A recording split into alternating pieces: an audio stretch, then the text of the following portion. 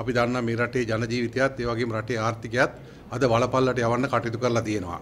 ඉතින් අපි දැක්කොත් එහෙම හැම ශ්‍රේෂ්ඨයක් ගැන කතා කරුවොත් හැම ශ්‍රේෂ්ඨයක්ම අද කඩාවැටෙන තත්ත්වයටපත් වෙලා තියෙනවා. ඉතින් මම හැම ශ්‍රේෂ්ඨයක් ගැනම කතා කරන්න බලාපොරොත්තු වෙන්නේ විශේෂයෙන්ම පොදුවේ බලපාන.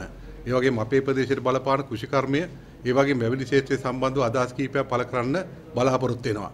අපි දන්නවාද කෘෂිකර්මයට සිද්ධ වෙලා තියෙන දේ මොකක්ද කියන. ඒ වගේම වැවිලි ආර්ථිකයට අද තියෙන තත්ත්වය මොකක්ද කියන එක ගැන අපි හැම කෙනාම දන්නවා.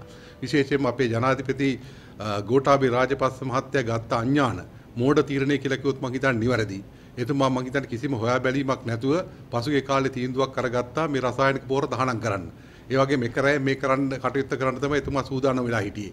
ඉතින් ඒ අවස්ථානුකූලව අපේ රටේ විද්වතුන්, ඒ වගේම කෘෂිකර්ම ක්ෂේත්‍රයට සම්බන්ධ වෙලා ඉන්න අය, ඒ වගේම බැවිලි ක්ෂේත්‍රයට සම්බන්ධ වෙලා ඉන්න ප්‍රවීණයෝ මේ හැම කෙනෙක්ම කිව්වා මේක එකපාර කරන්න පුළුවන් කමක් නැහැ. මේක පියවරෙන් පියවර වසර 10ක 15ක විතර කාල සීමාව තුළදී මේක කරන්න ඕනේ කියලා.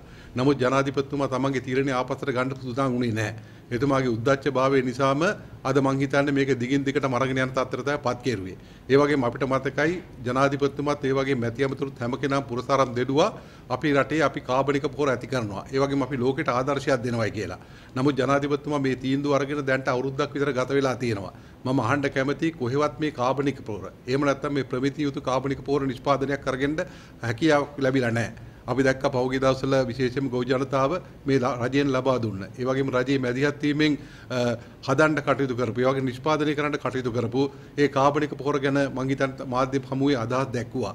ඒවා කිසිම ප්‍රමිතියකින් තොරවයි කියන එක තමයි කිව්වේ. ඒ වගේම කුණු කසල, කැලි කසල, ඒ වගේම අනිකුත් අපද්‍රව්‍ය වලින් සමන්විත කාබනික පොහොරක් තමයි අපේ ජනතාවට ලබා දුන්නේ කියන එක තමයි ඒ අය මැසිරේ නැගුවේ. ඉතින් ඊට පස්සේ අපි දන්නා ජනතාව දිගින් දිගටම උද්ඝෝෂණය කෙරුවා. අපිට කුමන ආකාරයකින් හරි පොහොරක් ලබා දෙන්නේ කියලා. නමුත් ජනතාව පැත්තෙන් කිසිම අවස්ථාවක ආණ්ඩුව කටයුතු කරුවේ නැහැ. ඒ අවස්ථානුකූලව අපිට කිව්වා මතකයි ජනාධිපතිතුමත් ඒ වගේ මැති ඇමතුරුත් කිව්වා අපි චීනෙන් ඉතාමත් හොඳ වර්ගයේ පොහොරක් ගෙනත් දෙනවයි කියලා. තමුන්නාසලට මතක ඇති. ඉතින් අපිට මතකයි විශේෂයෙන්ම පහුගිය දවස්වල ලොකු ආందోලනකට ලක් වෙලා අදටත් ආందోලනට ලක් වෙලා තියෙන චීන අපි අසූචි නැව සම්බන්ධව අපි දන්නවා විශේෂයෙන් මේ සම්බන්ධව මුලින්ම මේක ලංකාවට ගේනකොට අපි දන්නවා කිසිම හොයා බැලීමකින් තොරව තමයි ඒ අදාළ නැව එහෙම නැත්නම් ඒ සාම්පල් මෙහෙට ලබා දෙන්න කටයුතු කෙරුවේ.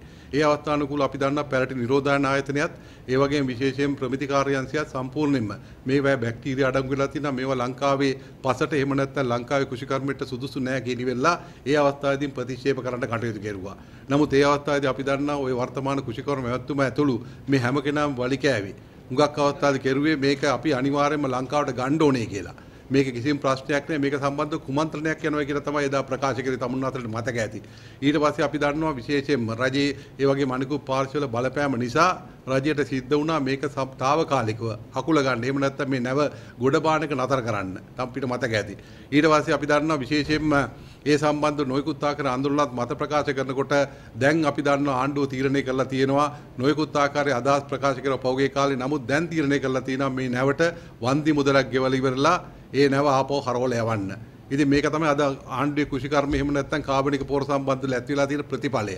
ඒ වගේ මේකෙන් අපි දන්නවා විශේෂයෙන්ම රටටත් ඒ වගේම කෘෂිකර්ම ක්ෂේත්‍රයට කිසිම සහනයක් ඇති වුණේ නැහැ. ජනාධිපතිතුමා මේ ගත්ත තීරණය නිසා රටේ මුදල් ඒ වගේම රටේ විදේශ විනිමය සම්පූර්ණයෙන්ම අපතයන්ටත් ඒ වගේම අපේ ඉන්න ජනාධිපතිතුමාගේ ඇතුළු මැති ඇමතුරුගේ ගජමිතුරන්ට මුදල් හම්බ කර ගැනීමේ ව්‍යාපාරය බවට තමයි අද මේ පොහොර රසායනික පොහොර එහෙම නැත්නම් මේ කාබනික පොහොර අද පාවිච්චි කරන්න කටයුතු කරලා තියෙන්නේ. ඒ වගේම තමයි මේ චීන නැව වගේම තමයි තමුන්නාසේ මතක ඇති නැනෝ පොහොර කියලා වෙලා දැන් අපිට හඳුන්වලා දුන්න අලුතෙන් ඉන්දියාවෙන් පහුගිය කාලේ නැනෝ පොහොර කියලා දියර පොහොර ගෙනත් දුන්නා. ඒ පොහොර ගෙනත් දුන්න අවස්ථාවේ අපි දන්නා මේවා අපිට සුදුසු නැහැ කියලා විශේෂයෙන්ම කෘෂිකර්ම විද්‍යාඥයෝ මේවා කිව්වා කොහොමද මේවා පාවිච්චි කරන්න කියලා ඉවරලා නොයෙකුත් ආකාරයේ මතපල කෙරුවා. නමුත් මේ අය විශේෂයෙන්ම කෘෂිකර්ම ක්ෂේත්‍රයට සම්බන්ධ වෙලා ඉන්න මැති ඇමතුරු ඒ වගේම එතුමන්ලාට සහාය පළ කරන නිලධාරීන් ප්‍රකාශ කෙරුවේ මේකෙන් අපිට හොඳ අස්වැන්නක් ලබා ගන්න පුළුවන්. ඒ වගේම බීභාගාවේ අස්වැන්න දෙගුණයක් කරන්න පුළුවන් කියලාත් අපිට මතකයි ඒ අවස්ථානුකූලව මත ප්‍රකාශ කෙරුවා. නමුත් අමුන්නාන්සලා දන්නවා ඒක සම්බන්ධවත් අපි දැක්ක ලොකු වංචාවක්. ඒ වගේම අපි දන්නවා විශේෂයෙන් මාධ්‍යමකින් හෙළි කෙරුවා මේක තුලත් ලොකු වංචාවක් සිද්ධ වෙලා තියෙනවා කියලා. විශේෂයෙන්ම ජනාධිපති ලේකම් කාර්යාලයට සම්බන්ධ වෙලා ඉන්න ඉහළ නිලධාරියෙක්ගේ ඥාතියෙක් තමයි මේ පොහොර ටික ගෙන්නන්නත් එහෙම නැත්නම් මේ දියර පොහොර ටික ගේන්න කටයුතු කෙරුවේ. ඒ පොහොර ටික ගෙනල්ලත් ඉවරලා අපි දන්නවා විශේෂයෙන්ම ලොකු වංචාවක් කරන්න පහුගිය කාලේ ජනාධිපතිතුමා මැති ඇමතුරු ඇතුළු ඒ ගජමිතුරු කල්ලියේ කටයුතු කෙරුවයි කියන එක මේ අවස්ථාවේදී මතක් කරන්න ඕනේ. ඒ වගේම අපි දන්නවා කිරිපිටි දැන් ලබා ගන්න පුළුවන් කමක් නැහැ දැනට නැහැ. ඒ වගේම ගෑස් සම්බන්ධවත් එවැනි තත්ත්වයක් තමයි පැන නැගිලා තියෙන්නේ. ඒ වගේම අනිකුත් අත්‍යවශ්‍ය ද්‍රව්‍යත් ඉදිරි කාලෙදී මම දන්නා තරමින් ජනතාවට ලබා ගන්න පුළුවන් කමක් ලැබෙන්නේ නැහැ. අනිවාර්යයෙන් පොළු යුගයක් ඒ වගේම මිල තවදුරටත් ඉහළ යන තත්ත්වයක් තමයි අපිට දකින්න තියෙන්නේ. ඉතින් මම කියන්නේ ඉතාමත් කනගාටුවෙන්. දැන් විශේෂයෙන්ම අපි දන්නා මෙච්චර අර්බුදකාරී තත්ත්වයක් තියෙනවා රටේ ආර්ථික වශයෙන්. ඒ වගේම ජනතාවගේ ජන ජීවිතේ කඩා වැටලා තියෙන අවස්ථාවේදී සම්පූර්ණයෙන් මම හිතන්නේ මේ බර කරට ගන්න ඕනේ මුදල් ඇමතිවරයා. මුදල් ඇමතිවරයා හැටියට බැසිල් රාජපක්ෂ මහත්තයා. ඉතින් අපිට මතකයිනේ පොත්ජන පෙරමුණට සම්බන්ධ වෙලා ඉන්න මැති ඇමතුරු, ඒ වගේම පාර්ලිමේන්තු මන්ත්‍රීවරු එදා කිව්වේ මොකද්ද? මේ රට හදන්න නම්, මේ රටේ ආර්ථිකය ගොඩ ගන්න නම් අපේ බැසිල් රාජපක්ෂ මහත්තයාට පස්සේ මේ ඔක්කොම ටික හරියනවායි කියලා. දැන් එතුමා බලයට ඇවිල්ලා එහෙම නැත්නම් මුදල් ඇමති වෙලා දැන් මාස ගණනාවක් ගත වෙලා තියෙනවා. ඉතින් මේ වගේ අර්බුදකාරී වෙලාවක් අපි දන්නා දැන් මේ රටේ ආර්ථික වශයෙන් කඩා වැටෙන අවස්ථාවක්. ලබන 18 වෙනිදා ඒ කියන්නේ ජනවාරි මාස 18 වෙනිදානකොට මිලියන 500ක විදේශ ණය ගෙවන්න තියෙන අවස්ථාවක්. ඒ වගේම අපි දන්නවා අද මහ බැංකුවේ විදේශ ශාන්තිය ප්‍රමාණය මිලියන 1කට වඩා අඩු වෙලා තියෙන අවස්ථාවක්. ඒ අවස්ථාවේදී අපි දන්නා කාටත් නොකිය හොර රහසෙම මුදල් ඇමතිවරයා මේ රටින් බැහැර ගිහිල්ලා පැනලා ගිහිල්ලා තියෙනවා. ඒ වගේම ඇමරිකාවට ගිහිල්ලා තියෙනවා තමන් ගම්බිම් වලට. ඉතින් මම දන්නේ මෙච්චර අර්බුදයක් තියෙනල වගකිය යුතු මුදල් ඇමතිවරයෙක් හැටියට මේ වගේ හැසිරෙනවා නම් මම හිතන්නේ මේ රටට දෙයියන්ගේ පීඩයි කියලා තමයි අපිට කියන්න තියෙන්නේ. දැන් ඔබතුමා සඳහන් කරන අර වතු ප්‍රශ්නය ගැන මේ දැන් CWC එක පවා කියනවා මේ කියන්නේ වතුකම් කරන කොංග්‍රසයේ පවා කියනවා මේ පඩි ලැබෙන්නේ නැහැ මේක දැන් වතු වලින් කරන්නේ දලු ගානට දලු කිලෝ ගානටයි ගෙවන්න පටන් ගන්න තියෙන කියලා. මේක දැන් ලොකු වර්ධනයක් වීම තියෙනද වර්ජනයකට පවා යන්න ලෑස්තිද? ඉතින් ඇත්ත වශයෙන්ම අපි කඩකාටු වෙනවා මේ ලංකා කම්කරු කොංග්‍රසයේ සම්බන්ධව. මොකද එතන රජයට සම්බන්ධ රාජ්‍ය ඇමතිවරයා තමයි කම්කරු කොංග්‍රසයේ නායකයා හැටියට ඉන්න ජීවන් තොණ්ඩමන් මහත්මයා. එතුමා මේ අවස්ථානුකූලව මම හිතන්නේ රජයත් එක්ක සාකච්ඡා කරලා මේ වතුකම්බුර ජනතාවට සහනයක් සලසා දෙන්නයි තියෙන්නේ. එතුමා රජයේ පාර්ශ්වකරුවෙක්. ඒ නිසා එතුමාට පුළුවන්කම තියෙන්න ඕනේ මේ වතුකම්කරු ජනතාවට දැන් අවුරුදු ගණනාවක් තිස්සේ එතුමා මේ රජයට සම්බන්ධ වෙලා ඉන්න නිසා මේ වතුකම්කරුවන්ට නිසියාකාරව ඒ වැටුප ලබා දී මේ වැඩ පිළිවෙල ගෙනියන්නේ කියලා. ඉතින් අපි කියන්නේ විශේෂයෙන්ම මේ සම්බන්ධව වැඩ වර්ජනයකට යන්න අවශ්‍ය වෙනවා. මොකද වතුකම්කරුවන්ට දිගින් දිගටම මම හිතන්නේ ලොකු අසාධාරණයක් සිද්ධ වෙනවා කියන එක මේ අවස්ථාවේදී අපි කියන්න ඕනේ. දැන් ඔබතුමා පොහොර ගැන සඳහන් කරා. දැන් පොහොර ප්‍රශ්නේදී පොහොර නැවට සල්ලි ගෙවන්න තීරණය කරා වෙනවා. දැන් ඊයේ කුෂිකර්ම ලේකම්වරයා කියනවා ඔව් අපි පොහොර නැවට සල්ලි ගෙවනවා ඒ ගිවිසුම් ප්‍රකාරව. හැබැයි ඒවා හොඳ බඩු අපිට දෙන්න ඕන දුන්න නැත්නම් බලාගමු කියලා දැන්. ඔය පොහොර නැව සම්බන්ධව මං හිතන්නේ මුලින්ම අපි දන්නවා කුෂිකර්ම ඇමති හැටියට මහින්දානන්ද අලුත්ගමගේ මහත්තයා මොකද්ද ප්‍රකාශ කරුවේ මේක සුදුසු නෑ කියලා අපේ ප්‍රමිති කාර්යාංශයේ වගේ පැල්ටි නිරෝධායන ආයතනයේ කියද්දි පුන පුනා කියද්දි අමතිවරයා කිව්වේ නෑ මේ පොහොර හොඳයි මෙතන කුමන්ත්‍රණයක් ක්‍රියාත්මක වෙනවා මම යනවා කිව්වා අපරාධ පරීක්ෂණ දෙපාර්තමේන්තුවට මේ ආයතන වලට විරුද්ධව මම දැන් පළවෙනි වතාවට තමයි අමතිවරයෙක් මෙවැනි ප්‍රකාශයක් කරන්නේ තමන්ගේම යටතේ තියෙන රාජ්‍ය ආයතන වලට විරුද්ධව එමතුමා කියනවා යනවා කියලා. ඉතින් එතනින්ම තේරෙනවා මේ කුෂිකාර මේ පොහොර නැව සම්බන්ධව මේ අයගේ ලොකු මොකක් හරි වැඩ පිළිලක් තිබුණා. අපි දැක්කනේ ඈත ඉඳන්ම මේ ආණ්ඩුව බලයටපත් වෙච්ච දවස් ඉඳන්ම අත යට ගනුදෙනු තමයි සිද්ධ වුනේ. ඉතින් මේ අයට මං හිතන්නේ මේක කොයි ආකාරයෙන් හරි අරගන්න උවමනා වෙලා තිබුණා. ඒ නිසා මම කියන්නේ අනිවාර්යයෙන්ම මේකේ දැන් මුදල ගෙවන්න එපයි කියලා තියෙද්දිත් දැන් අධිකරණ නඩුකුත් යද්දිත් මේක කොයි ආකාරයෙන් හරි ගෙවලා අනිවාර්යයෙන්ම පොහොර ටික ලබා ගැනීමත් කරයි සමහරවල්. දැන් පොහොර ලබා දීමේදී දැන් ඔබතුමාලගේ ප්‍රදේශවල දැන් කාබනික පොහොර ලැබිලා නැහැ කියලාද ඔය කියන්නේ? කාබනික පොහොර ලැබිලා නැහැ. බොහොම අමාරුවෙන් මිනිසුන්ට දැන් හොයාගන්න නැති වෙනකොට කාබනික පොහොර හදනවා කියන තැන් වලට ගිහිලා තියෙනවා. ගිහිල්ලා ඉවරලා Tamanට පුළුවන් හැටියට සමහර වෙලාවට කැරිකසල වලින් නිපදවන පොහොර ඒ වගේම අනිකුත් දේවල් හොයාගෙන ඇවිල්ලා තියෙනවා. නමුත් ඒවා ඇවිල්ලා ඒවා බැවිලි වලට දානකොට විශේෂයෙන්ම තේ වගාවට එහෙම දාන්න පුළුවන් කත්තයක් නැහැ. ඒවා දැම්මට ඒවෙන් අවශ්‍ය කරන ප්‍රතිඵල ලැබෙන්නේ නැහැ. හුඟක් ඒවා තියෙන අපද්‍රව්‍ය. සමහරක් වෙලාවට පස් තියෙනවා. ඒ වගේ නොයෙකුත් දේවල් තියෙනවා කියලා අපිට පෙන්눔 කරලා තියෙනවා. ඉතින් මේක ඇත්ත වශයෙන්ම ඉතාම කනගාටුදායක තත්ත්වයක්. ජනතාව රැවටෙනවා එක පැත්තකින්. ඒ වගේම නැනෝ පොහොර කිරි වෙලා දැන් ගෙනත් දීලි වෙලා අපි දැක්කනේ පහුගිය දවස්වල ගොයම් ගස් වලට ගහලා තිබුණා. ඉතින් ඒවැය මං හිතන්නේ විශාල ගඳක් නිකුත් වෙනවා කියලා තියෙන්නේ. පළවෙනි වතාවට මම හිතන්නේ බල්ලොත් දැන් ගොයම් කන තත්ත්වයට තමයි මේ රට මේ පත්‍රපත් කිරුවේ මේ ආණ්ඩුව. දැන් සෞඛ්‍ය අමාත්‍යාංශයේ කාබනික පොහොර ගැන බලන්න මේ පත් කළා මේ කාර්ය සාධන බලකායක්. දැන්වත් ඒකින්වත් සහනයක් නේ. අපි දන්නවනේ ඉතින් මේ ආණ්ඩුව බලයටපත් වුණාට පස්සේ කාර්ය සාධන බලකාය ගණනාවක් හැදුවා. විශේෂයෙන්ම අපි දැක්ක එක රටක් එක නීතියක් කියලා. දැන් කාර්ය සාධන බලකායක් හැදුවානේ. ඒකට පත් කරේ කවුද? ගලබඩත්තේ නානසාර හාමුදුරුවෝ. ඉතින් ඒ කාර්ය සාධන සම්බන්ධ ජනතාවගේ මතය මොකද්ද? අපි දන්නවා මේ කාර්ය සාධන පිටවන්න මේ ජනාධිපතිතුමා හරි සමතා. ඉතින් මේක සම්බන්ධව මම හිතන්නේ කිසිම ප්‍රතිඵලයක් ලැබෙයි. මේකත් තව එක්තරා කාර්ය සාධන බලකායක් පමණයි. ඒවා අවශ්‍ය නැහැනේ. මීට ඉස්සෙල්ලා කරපු විදිහට මේක ක්‍රමානුකූලව කරන්න වසරින් වසර අවුරුද්දෙන් අවුරුද්ද කරනවා කියන විදිහට වැඩපිළිවෙලක් ගෙනාව නම් මේ වගේ අර්බුදයකට එන්නේ නැහැ. ජනතාව Tamanට පුරුදු පරිදි ඒක රසායනික පොහොර දාලා ඉවරලා මේ කෘෂිකර්මයේ මේ විදිහට පවත්වාගෙන යන්න තිබුණා. අද මේ හදිසිය ගත්ත මේ මෝඩ අඥාන තීරණ නිසානේ මේ විනාශය මේ රට්ට සිද්ධ වෙලා තියෙන්නේ. දැන් පාරිභෝගික ඇමතිවරයා නම් කියන්නේ ඩොලර් එක ඉහළ ගියා ලොකු පැන්ඩමික් එකක් තිබ්බා කොහොමද මේ අපිට විතරක් වෙච්ච ප්‍රශ්නයක් නෙමෙයි ඒක මේ ලෝකෙටම ආව ප්‍රශ්නයක් කියලා තමයි මේ බඳුරු කරන්නේ නැමෙත්. ඔව් ඒක කියන්නේ මේ අපේ රටේ අය විතරයි. අපේ රටේ ජනාධිපතිතුමා මැති අමතුරු විතරයි කියන්නේ වෙන රටවල් වල ඒක නෑ. මොකද කොරෝනාවේ ශ්‍රී ලංකාවට විතරක් නෙමෙයිනේ. අපිට වඩා පල්ලෙහාන් හිටපු විශේෂයෙන්ම නේපාලයේ ඒ වගේම පාකිස්තානයේ ඒ වගේම බංග්ලාදේශයේ මේ රටවල් වලටත් කොරෝනාව අපි මේ කලාපේ ගමුකෝ. ඉතින් ඒව අපිට වඩා උඩින් ඉන්නවනේ. ඒගොල්ලන්ගේ ඩොලර් සංචිත අපිට වඩා ඉහළින් තියෙනවානේ. ඉතින් ඇයි ඒව එහෙම උනේ? මේ අපේ මිනිස්සුන්ගේ තියෙන කලමනාකරණය නැති හැකියාව නැතිකම තමයි මේ සියලුම දේවල් වලට අර්බුදයට මුල. මේ අය ගත්තේ අදුරදර්ශී දීරණ නිසා. දැන් මුදල් අමාත්‍යවරයා මේ අවස්ථාවේ රට ගෙහින් තියනවා. සල්ලි කීයක් හරි හොයන් එයිද?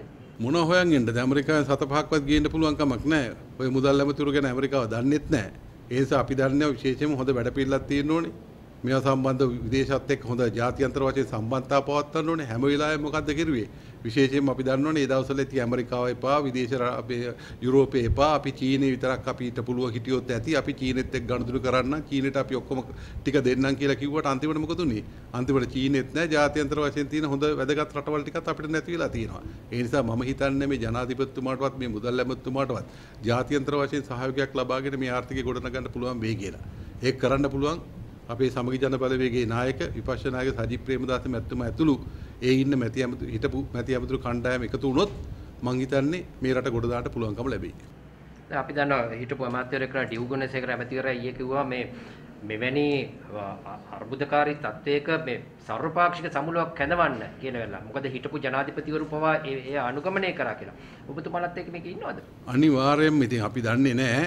අනිවාර්යයෙන්ම ජනාධිපතිතුමාටත් මේ ඇමතිවරුන්ටත් කොච්චර කයිවාරු ගැහුවත් කොච්චර දේවල් කතා කරුවත් මේ රටේ ගොඩනැගීම සම්බන්ධව අවසානයේ තියෙන්නේ දැන් පෞගේ දවස්වල කිව්වනේ අපි ජීවිතේට IMF එකට යන්නේ නැහැ කියලා. දැන් IMF එකත් එක්ක යන්න සාකච්ඡා කරනවා. IMF එකත් එක්ක මුදල් ගන්න අද මේ ජාත්‍යන්තර මුල්දාර මුදලත් එක්ක මුදල් ගන්න වැඩ පිළිවෙල සාකච්ඡාවකින් පවතිනවා. ඉතින් ආණ්ඩුවට දැන් අවසානයේ තියෙන්නේ මේ අපිත් එක්ක සාකච්ඡා කරන්න විතරයි. වෙන දෙයක් ඉතුරු වෙලා නැහැ. නැත්තම් මේ රට සම්පූර්ණයෙන්ම විනාශයට මුඛයට යනවා. ඉතින් අපේ පැත්තෙන් ගත්තොත් එහෙම මිනිස්සු ගැන කල්පනා කරලා මම හිතනවා අපේ නායකයෝ යම් කිසි තීරණයක් කරගනි. එහෙම කරන්න පුළුවන් වැඩ පිළිලක් අපේ තියෙනවා. අපි ඊට වඩා අමාරු රටක් තමයි 2015 බාරගත්තේ. ඒ වෙලාවෙත් මේ වගේ ලොකු අර්බුදයක් තිබුණා. ඒ අර්බුදය නිසා තමයි හිටපු ජනාධිපති මහින්ද රාජපක්ෂ මහත්තයා ඇවිල්ලා කල් වේලා තු ඡන්දයකට ගියේ. ඒ තුමාට මේ අර්බුදයට මුහුණ දෙන්න බැරි නිසා තමයි අවුරුදු දෙකෙන් ඡන්දයකට ගියේ. ඒ නිසා මම කියන්න ඕනේ අනිවාර්යයෙන්ම 2015 මේ වගේ අර්බුදයක් තිබුණා. නමුත් අපි ආර්ථිකය හොඳට කළමනා කෙරුවා. ණය ටික ගෙව්වා. ඒ වගේම බඩු මිල පහළට දැම්මා. ජනතාවට පඩි වැඩි මේ අපේ රජයේ සේවකයන් පඩි වැඩි කෙරුවා. සමුද්‍ර සාහනාලේ දෙගුණයක් කරලා දුන්නා. ඒ වගේම අනිකුත් සංවර්ධන වැඩසටහන් සෑහෙන්න ප්‍රමාණයක් මේ රටේ අපි ඇති කරන්න කටයුතු කෙරුවා. ඒ නිසා අපිට හොඳ අත්දැකීමක් තියෙනවා. එක්සත් ජාතික පක්ෂයේ ආభాෂෙත් එක තමයි සමග ජන බලවේගය ඇවිල්ලා තියෙන්නේ. ඒ නිසා අපේ ඉතිහාසය දිහා බලනකොට හැම අවස්ථාවෙදීම අර්බුදකාරී 77ත් මේ වගේ තත්ත්වයක් තිබුණානේ. නමුත් ජයජාවදන මැතිතුමාලා ඒ වෙලාව ඇවිල්ලා විවෘත ආර්ථිකය හඳුන්වලා දීලා මේ රටේ ආර්ථිකය සම්පූර්ණයෙන්ම ගොඩනගන්න. ඒ වගේ මේ රට මේ තත්ත්වයට පත් කරන්න මේ වගේ සංවර්ධන ව්‍යාපෘති, දැවන්ත ව්‍යාපෘති එහෙම ඇති කරන්න කටයුතු කරපු ආభాෂයක් තියෙන පක්ෂයක් තමයි සමග ජන බලවේගය. ඒ නිසා අපේ විපක්ෂ නායකතුමාට ඒ වගේ මේ ඉන්න කණ්ඩායමට හොඳ හැකියාවක් තියෙනවා මේ ආර්ථිකය කළමනාකරණය කරලා අපිට ජාත්‍යන්තර වශයෙන් සහයෝගය අරගෙන මේ රට සංවර්ධනය කරන්න අපිට හොඳ හැකියාවක් තියෙනවා කියලා කියනවා. දැන් එතකොට විදේශ සංජිත අපිට වැඩි කර ගන්න නම් අපි ආයෝජන ගත්තොත් හොඳ එක අවස්ථාවක්. දැන් ඔබතුමාලා මේ ආයෝජන ගන්න දෙන්නේ නැහැ. ආයෝජන ගන්න යද්දී කියනවා රට විකුණනවා අධිකරණයට යනවා. ඉතින් එතකොට කොහොමද දැන් මේගොල්ලෝ මේ විදේශ දැන් මේගොල්ලෝ ආයෝජන ගන්න විදිය කොහොමද? අපි දැක්කනේ ඉස්සරත් ආයෝජන ගන්නවා කියලා ඉවරලා චීනේ ගෙනාවා. චීනෙන් ගෙනල්ලි වෙලා අපි ගත්තා ලොකු පොලියකට ණය ගන්න කටයුතු කෙරුවා. ඒ වරගෙන මොකද්ද මේගොල්ලෝ කෙරුවේ? කවදාකවත් රටේ ආර්ථිකය නංගීමේ වැඩපිළිවෙලක් ක්‍රියාත්මක කෙරුවද? ඒ ආර්ථිකයට බලපාන ආකාරයේ හොඳ සංවර්ධන ව්‍යාපෘති මේ කෙරුවද? කවදාකවත් රටට අවශ්‍ය නැති සංවර්ධන ව්‍යාපෘති තමයි මේගොල්ලෝ කෙරුවේ. ඉතින් දැන් හොඳම දේ තමයි දැන් අපේ රටේ තියෙන හොඳම ආර්ථික මර්මස්ථාන ටික විකුණනවා. ඒවා ඇවිල්ලා ආයෝජනය නෙමෙයි සම්පූර්ණයෙන්ම සින්නක් කර විකුණාට තමයි මේ අය කටයුතු කරන්නේ. ආයෝජනය කියන්නේ සාමාන්‍යයෙන් අඩුම අපේ සමාගමක් එක්ක එහෙම නැත්නම් ආණ්ඩුවත් එක්ක එකතු වෙලා කරන වැඩ පිළිවෙලක් තියෙනවා නම් ඔන්න ඒක හොඳ ආයෝජනයක් කියලා කියන්න පුළුවන්. දැන් හොඳම උදාහරණය තමයි කෙරවල පිටිය බලාගාරය. ඒක විකුණන්න කටයුතු කරන ඒ වගේම LNG තෙල් සැපයුමත් අපි දන්නවා විශේෂයෙන් මේකේ සැපයුමත් විකුණන්න තමයි කටයුතු කරලා තියෙන නිව් පෝර්ට්‍රස් කියන සමාගමට. එහෙම තමයි මුලදී කැබිනට් අනුමැතිය ලබා ගත්තා කියලා අපි කියන්නේ.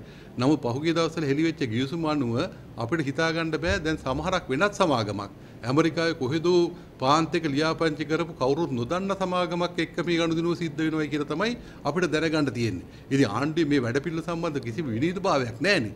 එකපාරක් කියනවා නිව් පෝර්ට්‍රස් එකත් එක්ක, තව පාරක් කියනවා තවත් වෙනත් සමාගමක් එක්ක මේක අස්සම් කරනවා කියලා.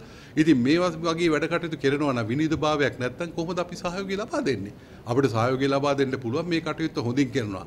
එහෙම නැත්නම් මේකේ වංචාවක් දූෂණයක් කොමිස් මුදලක් නැහැ කියලා කියන පෙන්눔 කරනවා නම් අපිට විනීතභාවයෙන් කරනවා නම් අපි පක්ෂයක් හැටියට මේකට සම්පූර්ණ සහයෝගය ලබා දෙන්න සූදානම්.